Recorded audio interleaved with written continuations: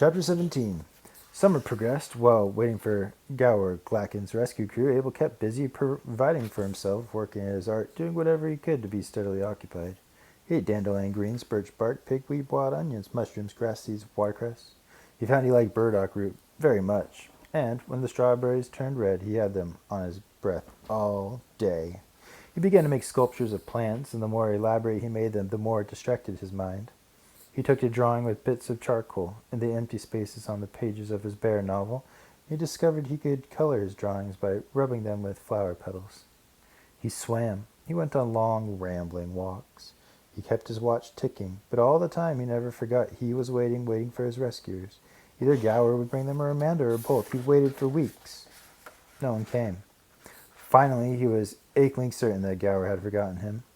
He had surely succeeded in crossing the river, but somewhere along the watery ways, memory of a mouse named Abel had leached out.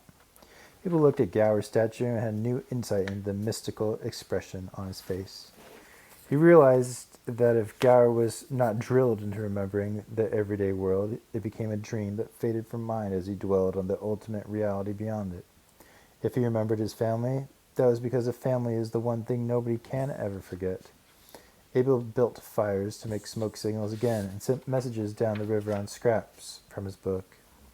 In the hugging heat of July, he was struck with a new, most exciting possibility. For weeks it hadn't rained and the river looked a bit slower, a mite shallower. Could he possibly hope that the short dry spell would continue into a drawn-out drought? That the river would get low enough for him to risk swimming across? He would hope it, but he warned himself not to be too devastated if it didn't happen. He climbed his cherry birch. She was still wearing Amanda's scarf. It was the only thing he wore that was not in shreds. He had had to discard his shoes and socks some time ago. His necktie had been used to help hold up his hammock. He removed the scarf from his neck and let the birch feel its wispy softness. Then he fell to kissing it. He had avoided dwelling too much on Amanda even while waiting for the rescuers. Now she occupied his mind constantly. He could see her beautiful black eyes vividly, dreaminess and vivacity. What a wonderful combination of qualities! How much her brisk, graceful bustling had enlivened his idle days. How often, when he had been lying on the sofa at home, wondering what to make of his life, her mere passing through the room had cheered him up. Even her scoldings he remembered with pleasure. She had only meant him well. His whole being ached to be with her. He was glad the sun was so fierce and burning. He slept on the ground outside his log and was happy to wake every morning to a bright, torrid day. The first thing he did on waking was to look at the river. Its flow was clearly diminished. A few sandbars had become visible, and dry rocks showed that had previously been underwater. The island was still green in spite of the drought, and it was green on the opposite shores of the river. But beyond the green looked tarnished, and the tops of the distant wood hills were turning brown. That dying vegetation gladdened Abel's heart. He woke one morning in August to find the sky dark with clouds. A few drops of rain had fallen and been quickly absorbed by the dry ground. Abel ran to the river and looked up and down its length. It's now or never, he decided. He raced back to his yard and, addressing himself to a man's statue, declared, "I'm coming home." Then, entering his log, he looked around as if to etch forever in his memory this piece of dead tree that had been his haven. He lovingly caressed each of his sculptures. The ticking watch urged him not to tarry. He ran to the birch and pressed his face to its bark. The birch stood erect and encouraging. He hurried to the river, to the tip of a small peninsula. For one moment he turned to stare back and was filled with sudden anguish. The island had been his home for a full year. It had given him sustenance, guidance, warmth, like a parent. Something important had happened there. How could he help loving it? "Goodbye," he said. "I'll be back." And he waded into the water. Chapter 18. When the water was neck-high, Abel flung himself forward and started swimming. He was carried downstream, but he made progress across, too. It was still, for him, a strong current, but not like before. He swam with great resolve. He didn't mind the water engulfing him now and then, filling and hurting his nostrils. He snorted bravely when it did. He was at last actually doing what for weeks he had only been doing in his imagination. Fortunately, he was able to climb a rock after a while and rest there until his panting had subsided. He was a quarter of the way over. Now he confronted the most challenging, the deepest part of the stream. He had to believe he would be able to reach another rock to rest on. Having come so far, he felt his confidence swell. He was wiry strong after his rugged year in the wilds. The Abel who was leaving was in better fettle in all ways than the Abel who had arrived in a hurricane desperately clinging to a nail. He sucked his lungs full of air and threw himself into the water.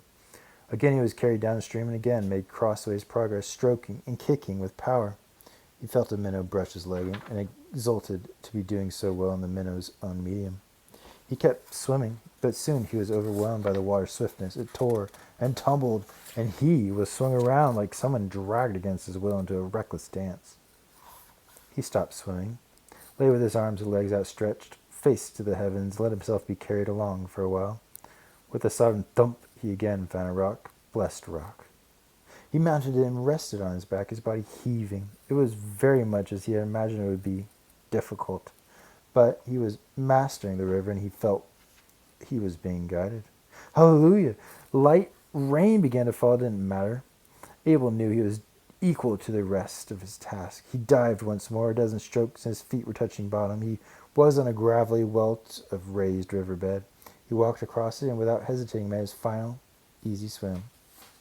When at last he came out of the water and touched the shore he had been yearning toward for the whole round of a passing year, he experienced a burst of astounding joy.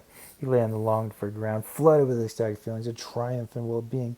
Then he broke into uncontrollable laughter. He was a free mouse. In a while he started upstream, walking along the bank where no tall grass obstructed the way. His thoughts were full of the future, but they were also full of the past. He was imagining ahead to Amanda and beyond her, to his family, his friends, and a renewed life in society that would include productive work, his art. But he was also remembering his year on the island, a unique and separate segment of his life that he was now glad he had gone through, though he was also glad it was over. As to what was to come, he began to be disturbed by vague apprehensions. What was he really walking toward? Would Amanda be home? Had things changed during his year of exile? What if, believing him dead, she had married another? Many mice had been in love with her. Was she even alive? He had been in touch with her, but had he really been in touch, or had he only imagined it? After much walking, he arrived at a spot opposite his island. He saw it for the first time from a far perspective, embracing its wholeness. No wonder he loved it. It was beautiful. Through the rain, he saw his beloved birch and all the trees around it.